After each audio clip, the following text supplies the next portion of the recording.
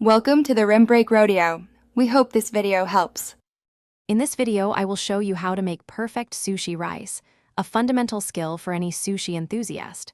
First, select high-quality short-grain Japanese rice, which is essential for that classic sticky texture. Next, rinse the rice under cold water until the water runs completely clear, removing excess starch. Finally, soak the rinsed rice for about 30 minutes.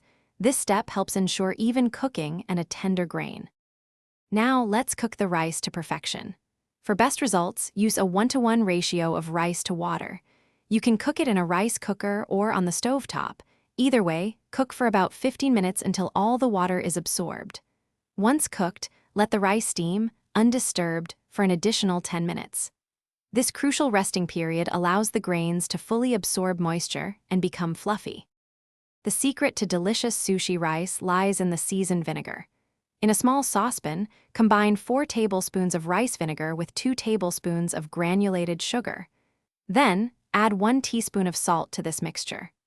Gently heat the ingredients over low heat, stirring constantly, until both the sugar and salt are completely dissolved. Be careful not to boil it, just warm it enough to dissolve the solids. Finally, it's time to season and cool our rice.